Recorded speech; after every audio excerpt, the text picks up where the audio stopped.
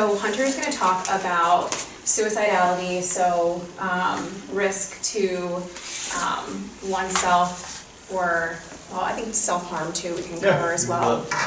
Self-harm, suicidal ideation, and also how it really relates to substance use, kind of to tie it all together. So he's going to talk about some trends, some things that he's been seeing out in the field. He'll talk about his role, so that also makes more sense too. And give an overview of what Access Services is. It's really mobile crisis for Mongomery County for our purposes tonight. So I will pass that off to you. Okay. So my name is Mr. Robbins. My title is Community Liaison and Trainer for Montgomery County Mobile Crisis. But I work for a lot of our programs in Access Services. So if you're not familiar with Access Services, we're considered a mid to large nonprofit that's in southeastern Pennsylvania.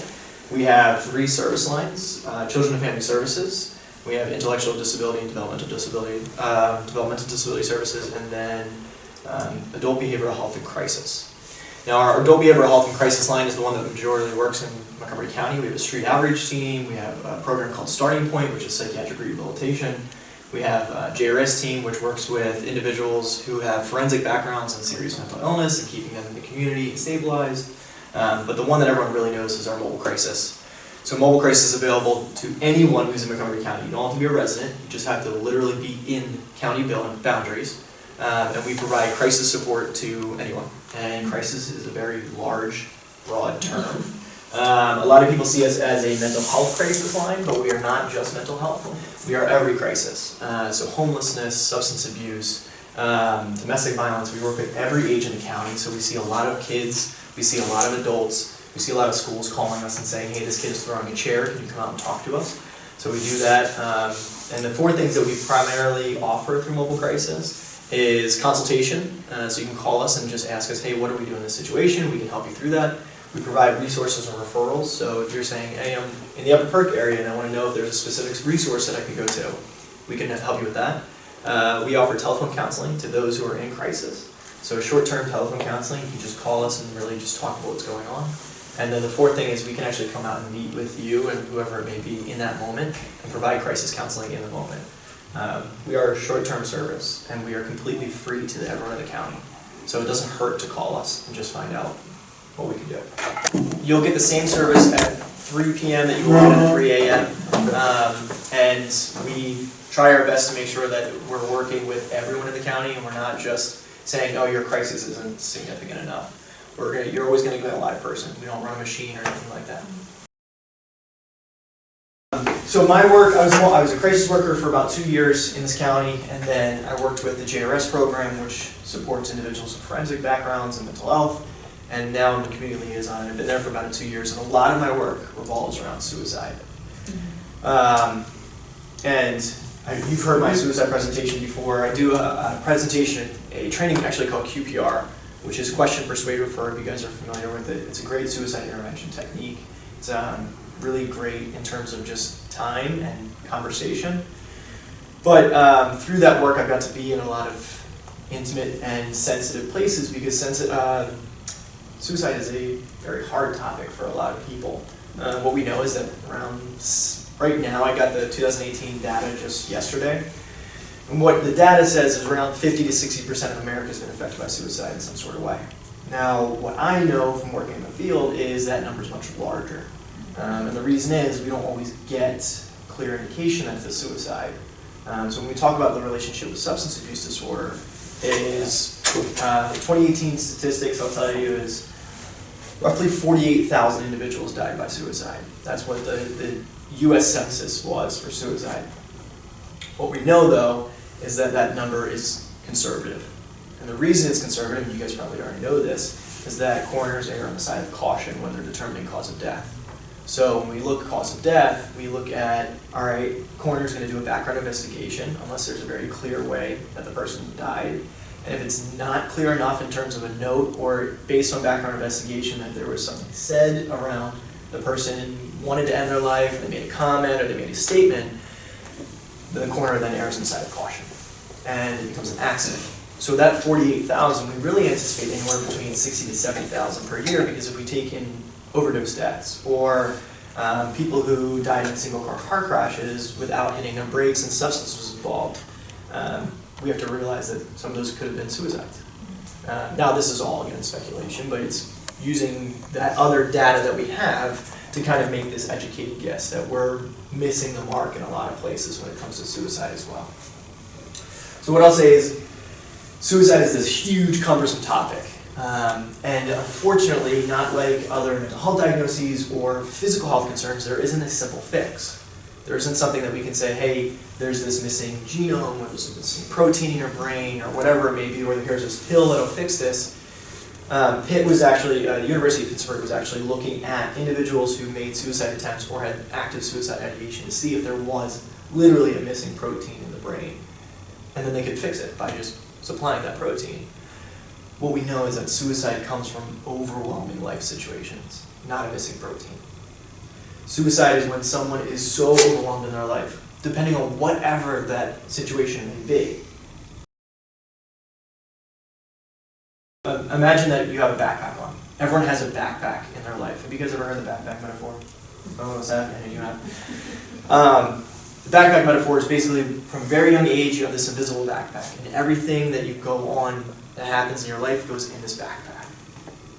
Great things, fun things, excellent, great memories are very light. They're like feathers. It's so easy to recall them. It's so easy to think about them. It's so easy to have them and hold on to them. Hard things, difficult things, loss of loved ones, missing things, financial burden. Those things are heavy. Those go in your backpack and they weigh you down. So the idea is that we have this backpack and we constantly have things going in it. But then the great thing is we have support networks around us that help manage the weight of that backpack. We have things in our mental health toolbox that we utilize. Listening to music, talking to friends, doing activities, things like exercise, being engaged in life, that helps reduce the weight of the stuff in your backpack. The idea though is that there's this continuum where most of us have been at this end of the continuum and we say, today sucked, I just don't want to deal with it. This is a very normal place to be. This is a very understanding place to be. Most likely, if you've experienced a hard, difficult thing in your life, you've been here. It's okay. All that stuff that feels like it sucks is in your backpack, and if you don't deal with it, then you start to move down this continuum. And if you don't deal with it, which is also very normal, because we're human, right? So our first reaction is we're going to bottle up whatever it is, and we're going to stick it in here, and we're not going to talk about it. That's our first reaction. We put on the best face that we have, we walk out the door, and then we hope to God no one asks us what is going on in our lives. So that backpack starts to get heavier when we don't reach out for help, and unless someone notices that we're doing unwell or something is going wrong, we start to again move down the continuum to the point where then we say, this weight is so incredible, and it's a lot, and I don't know how to fix it, because what's happening now is not only are you dealing with this weight, but now all you can think about is the weight. You can't think about the people that you love in your life and the things that you once enjoyed, like exercise or being attached to things that you like. So then you start relying on things that help in that moment, and which are typically negative coping skills. That's where we start to see a rise in substance abuse around people who are dealing with overwhelming life situations as well.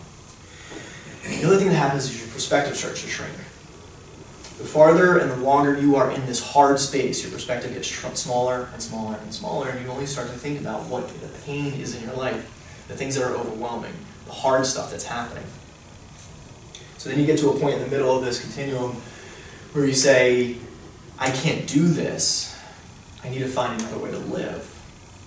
But you're not asking for help, so you don't know what the other way to live is. Your perspective is now shrunk, so all you're seeing is dark and hard things. You're looking at life through this really dark barrier. And then as you move down this continuum even more, everything that happens in your life is your fault. And then everything that happens in other people's lives that are bad is your fault. You become a burden, and you feel like you're a burden to everyone else around you. And then as you're moving down this continuum, you're living with all that hard stuff, and you're trying to make sure that no one else asks you about it. So guess what? You're starting to isolate. And you're starting to remove yourself from family and friends. You're starting to move yourself. You don't realize it. You just are doing it.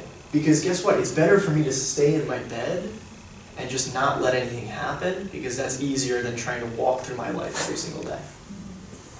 And now here you are, with this overbearing weight, whatever it may be, and you're thinking, how do I get rid of this? Because now I can't find any options. You've gotten to this end of the continuum, now you say, I can't live in this space anymore. How do I get out of it? Continuum of build up for suicidality. There's another continuum which we talk about because suicide is not always just, hey, ring the bell, this person needs to go to a hospital. So that's a big thing. Suicide could be right here where we started, which is this day sucks, it really is not cool, I don't want to be here. And then it could work down the continuum to the middle part, which I usually call like, I want to die, I don't know how to live in this space right now, but I don't have a plan, I don't have intention, I think about it a lot, and I don't have any means right now. This is like a pretty normal spot for a lot of people to be at, because we deal with overwhelming things, we don't ask for help, so we end up in this spot where we're trying to look for solutions, and unfortunately our brain tells us that suicide is a solution, that's what happens. Suicide is not a suggestible thing, I want you guys to know that. It's not something that we can talk about in a way that someone's going to say, oh, I wasn't thinking about suicide, but now I am definitely going to do it. A lot of parents and teachers fear that having the conversation in school will put the idea into kids' heads. The truth is, it won't. Kids have more access to technology and the world than most of us even know how to anymore. So these kids already know what suicide is, and the fact is, a 4-year-old or a 30-year-old who doesn't know the word suicide can understand the feeling of wanting to go to sleep and never wanting to wake up. That's a true thing. Kids do have those feelings, even at very young ages. The problem is their cognitive process is not built in a way that they can say and formulate, hey, I have a plan, I'm going to do this, I'm going to do this. They just act on impulse and feeling. So it gets really hard for younger kids. So in this middle, you have, I want to die, they don't have any plan or intention. And then down here at this end, you have a person who's saying, I'm going to die tonight, I have a plan, I know how I'm going to do it, I know where I'm going to do it, you can't stop me. So what happens is when you get the story, like you were talking about, you identify where this person is, and then you identify what is the necessary help. Because a kid, let's say 12 years old, can say, I want to die. I'm overwhelmed right now, I want to die. And then as you start talking to him, oh my God, then you found out that he's down here. He had a really bad day, he lost his first girlfriend, and now he feels like it's never going to love again, right? What's hard though is that a lot of people look at suicide and they think the person who died by suicide, or the person who's thinking about suicide, wants to die. The truth is, what we know is that most people want to live. Suicide is not I want to die, it's I can't live in this moment. This moment, that's it. Because when we look at data, we look at research, the act of suicide itself is a very impulsive thing. And when we talk about its connection to substance abuse disorder, most suicides are reported to have substances involved in some sort of way. And what we know from substances is it inebriates our decision making, it makes us more open to more extreme thoughts as well. So I believe the statistic is over 50% of suicides involve a substance in some sort of way. Alcohol, a drug, an illicit a substance. Along with substance abuse, when we talk about things that go in the backpack, substance abuse is a significant thing. It goes in the backpack, it weighs heavy. What we see a lot is suicide risk is paired a lot with relapse. Because relapse is a very shaming and judging thing for a lot of people. It feels like this overwhelming sense of failure for people who have had active recovery. Even if it is 3 or 4 days, relapse can be a huge, huge feeling, and it can bring someone down significantly. And then if they're in an environment like with mobile crisis, man, I've met families who have asked me to remove kids from their home who have relapsed for the 3rd time. I mean, if you relapse and you have family support for those first 2 relapses, and then all of a sudden on the 3rd one, your family's like, I don't want it anymore. Get it out of my house. I'm not going to deal with this. Well, now not only are you struggling with the relapse itself, but now you're struggling with loss of connection, which is a huge indicator and risk factor for someone who's thinking about suicide. People who have at least one connection in their life have safer risk, or safer in terms of suicidality, physical health, emotional health, social well-being, like all that stuff. Life connection is huge, but then you remove that life connection and then you pair it with another life situation that's really intense, like relapse. You have a really bad recipe for someone who can make really impulsive decision around, especially around suicide as well. Substance abuse is a risk window. Same thing with untreated mental health, or even just having treated mental health. You have an individual down here who says, life sucks right now, I don't want to deal with it, and they have untreated depression. Guess what? You take 2 steps down that sliding scale, then you find out that they've been drinking or using a substance on a repeated, overwhelming basis, guess what? You're taking 2 more steps down. They may not even say that they want to end their life, but they're already in a territory that's very scary. The impulsivity is significant. The fact that they're using a depressant on top of a depressant probably is already making them worse. You have to realize that people live in a space where suicide could be a thought just because of their life choices in that moment or things that are going on to them, whether they plan for it or not. People are kind of getting up, they're peaking at this point because the thought of suicide is a slow burn. The act itself is typically an impulsive act. So what we see is there's this peak when someone is at the highest risk of attempting or completing a suicide. So it's highest risk. If we can remove that moment from them, or we can reduce the means, or we can obstruct their attempt in any way, they will come down.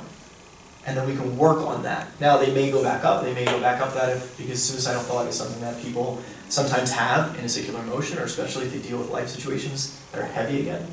But the great thing is, if we know that someone is getting into a harder situation or dealing with harder things, we can intervene in an earlier time and prevent that peak. Even if the person gets up to that peak and they're sitting, literally there's a study called the Golden Gate Bridge study, that 515 people were literally pulled from the edge of the Golden Gate Bridge.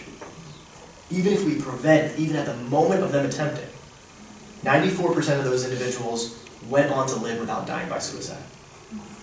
That's incredible. But we have to get the right help in front of people, and we have to include their motivation in their help. So when we talk about the association with substance abuse, it's very close, because the same tactics are used supporting an individual who has a substance abuse disorder as well as the same individual who is struggling with thoughts of suicide. Is it going to be effective to drag a person to rehab and put them in rehab? You think it's going to be helpful? No, because that person's not invested in their own self. Same thing with suicide. If we take a person and we 302 them, we put them in involuntary hospitalization, their highest risk of attempting suicide is the 2 weeks after them coming out. Because they don't have investment in that. They've been ripped from their home, put into a facility that has kept them safe over that peak in that moment, but there's been no help when they come down, and then they're immediately pushed back into their environment, and guess what has changed? Nothing.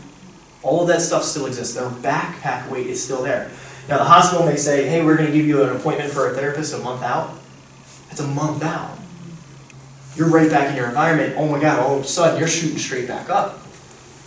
So what we want to do is we want to provide intentional good support, and we want people who are struggling, especially with suicidality, substance abuse, or serious mental illness, to want to be a part of the conversation for their own health.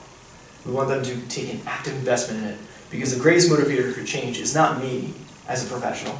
It's not you as a gatekeeper or someone in the field. The greatest motivator for change is the person themselves. We just have to get them to want that help. If you notice your intuition is kicked up, and you notice that something is wrong, or that person is just not themselves, investigate why. The first thing you can do is just sit down with the person and say, hey, are you okay? What's going on? And when you start that conversation, you're going to start listening for things that are indicators.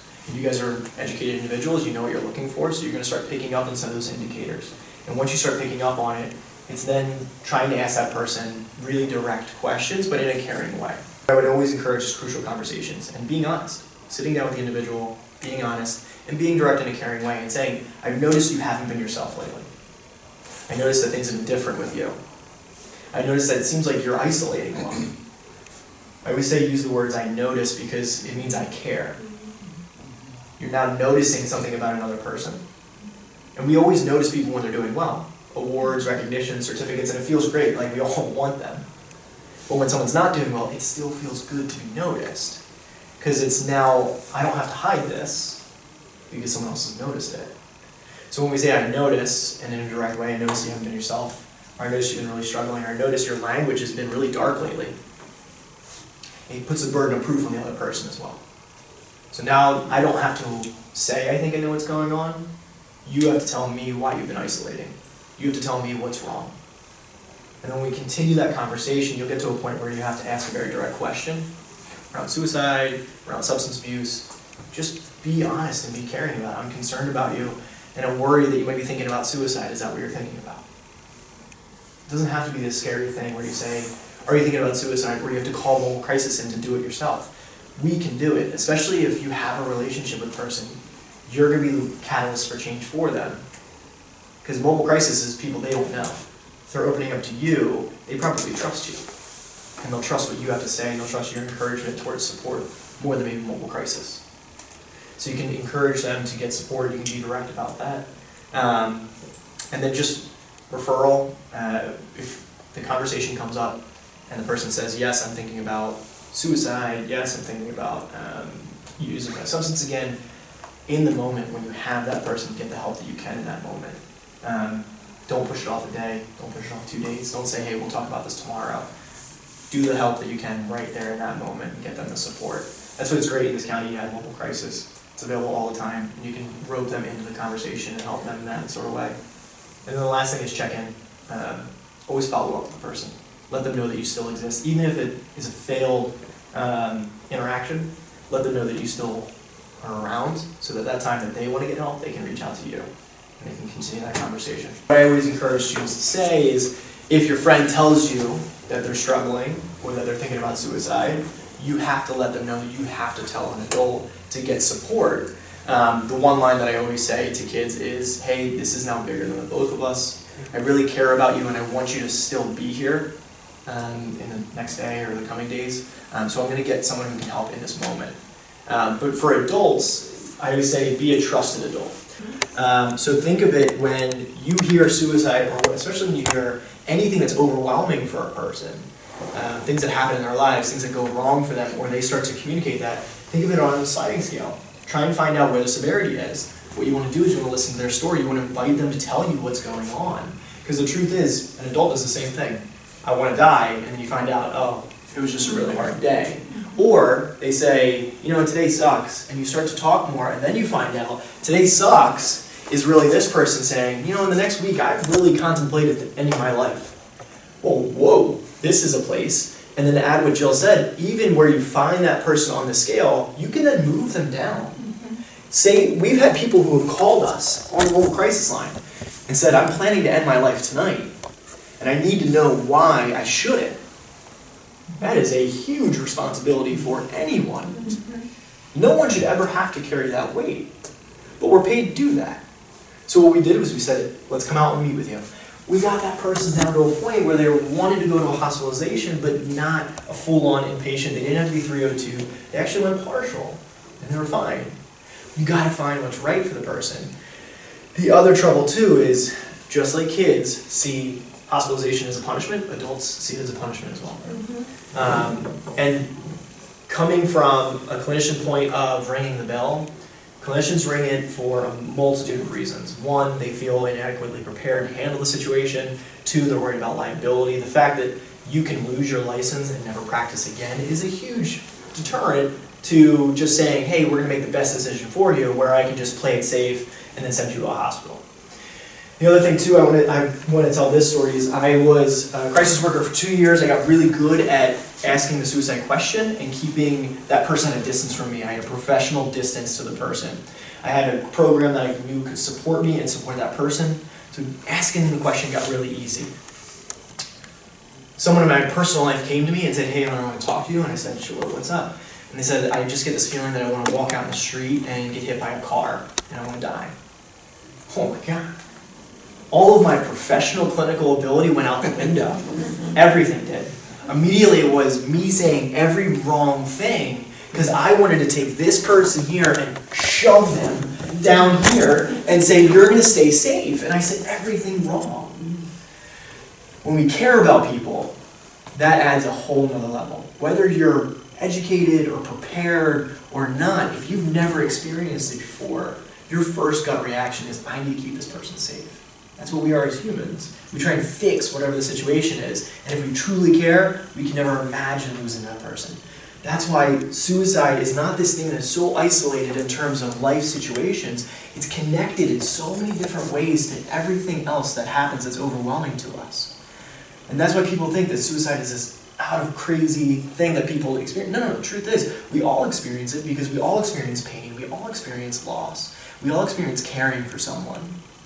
So those feelings are interconnected in us. They're the sixth sense. We're all tied together with that feeling. So that's why these things become so big for us. They become so scary. because it touches something deep down inside of us that we don't want to really access in that moment. It's like these overwhelming feelings. But we have to realize that when that happens, we need to slow down. That's the number one thing. It's just slow down. If someone tells you something overwhelming, don't think. Just stop and thank the person for telling you. It's the best thing to do. Say, I appreciate it. Thank you. That is overwhelming. And I'm just happy you told me. What happened? And get the story. And just listen from there. And just let them talk. Because the truth is, you're not going to fix their situation, no matter what it is. You're not going to fix it. You can try and provide solutions. You can try and give them, hey, this has worked for other people, but the truth is in that moment, that person only wants to talk. They only want to get out what's in their head. That's why talk therapy is so effective, especially when you find the person that's right for you in terms of therapy, is because when people are dealing with overwhelming things, the only narrative they hear is in here. So when they say it out loud, it changes the meaning to the words. And then when they hear it reflected back to them, it changes the meaning again. So we want people to talk. We want them to tell their stories. We want them to feel hopeful. And being hopeful comes from sometimes us, sometimes themselves. A lot of times in mobile crisis, we've heard people get to a point where they say, I just don't know what to do. That's a great point to be at. Because it's not anymore, I want to die. It's just, I don't know what to do. Well, guess what? I'm the person with the options. Let me spell them out for you, and then we'll find what's right for you. Because I don't know what to do is one piece away from let's do it, which is so great. So there's a whole bunch of stuff that could go on. And again, this is a super broad topic, but it's something that you guys all probably have the skills to do. It's just something about being aware and being able to get into an uncomfortable place and support someone in that uncomfortable place. But usually it's subtle. So it's a change in language. What we call in our QPR trainings is indirect verbal cues. So something like, I'm just tired of life, I want out, or things are just too much right now. It could be anything. And then that's the hardest part, is picking up on these things. We have to be alert to it. I can tell you that 90% of people out there in the community are not alert to it. They're not prepared for it. If that's, it might even be the case that they don't want to deal with it. You guys know what the bystander effect is? No? So the bystander effect is this thing that if you have a group of people who watch an incident happen, in the back of their minds they're saying, I don't have to deal with this because someone else is going to deal with this. That's the bystander effect. And unfortunately, most of society is now becoming bystanders. We're now watching things happen instead of intervening in things. And it's getting really hard. We're actually seeing data, the time that an incident happens and the time that 911 is called is getting farther and farther apart because of the bystander effect. If you see something happen, like a car crash on the road, people drive by and they think, oh, the next person's going to call, or the next person's going to call. And it's getting worse and worse. That's why we start to see people just put blinders on, their heads down, and their head is in their phone or in technology, and they don't notice those subtle clues, those differences in language. So we see subtle things. And then the biggest ones that I see with kids especially are, I can't wait till I'm just out of here. Like it could be almost feel like it's something else. And that's the other problem with being human, is that we try to fill in the gaps that we don't have the information to. So we assume that we know what's going on. And I'm sure you guys have done this with family and friends in your life. They say something that's a little just off, and you don't ask about it. You just think that you know why they said it. And that happens a lot with kids, is that if they have a divorce going on at home, or there's trouble at home and teachers know about it, the kid will make a statement like, I just can't wait until I'm not here anymore. And the teacher automatically assumes, oh, one of the parents must be moving, and they're going to be moving with them. Well, that could really be a veiled suicidal statement as well. So the best thing to do is, if it kicks up your intuition, if anything kicks up your intuition, just ask about it. Be curious. It's okay to be curious. It's okay to be curious because it's okay to be human. Investigate, see what's going on. So it could be anything. It could be very clear, like, I want to end my life, or it could be very unclear, like, this is just the worst day of my life, and I just don't want to really deal with it. I equate the subtle hints to flirting. Some of us are very good at picking up when someone's flirting with us. Some of us are terrible at it, myself included. I'm horrible at it. The reason that we flirt is so that we find out if the other person's interested in us. We drop subtle hints, we change our behavior around them, we change our language around them, we change the things we do around them, so that we see if they're interested in us. Same thing happens when someone's overwhelmed. When someone's overwhelmed, they change their language around you, they change their behavior around you, they change the way they act around you to see if you'll pick up on what's happening to them. They may do it consciously, they may do it subconsciously, but they typically give off these subtle hints or clues. It's just on us, the loved ones around them, to try and pick up on it. But the biggest thing is, like, when you're living your life, you're driving a NASCAR. You're driving this car at 200 miles per hour, life is zooming past you. Everyone that you love and everyone that you have in your life is in the stands, and when you're in that car, it's a blur, boom, right past you. If one of your loved ones is asking for help, they have a giant sign that says help on it, you're driving so fast, you're not going to see it. Most of the times, we don't see it until that person literally stands in front of our car and has the sign in front of us, and we have to stop whatever we're doing because that person has put the sign right in front of us. What I ask everyone to do is just slow down a little bit when you come past the stands, just so you can look, make sure everyone's okay, and then keep going. That's the best thing to do. Because it's really hard to live in our society now without speeding like this, because we're going from one place to another, and the fact that our phones now have to always be on, and they have to sit right next to us at all times, and we have to feel like we check them all the time. Like, it's a lot. It's a lot. So it gets harder for us to have real connection and check on people in our lives as well.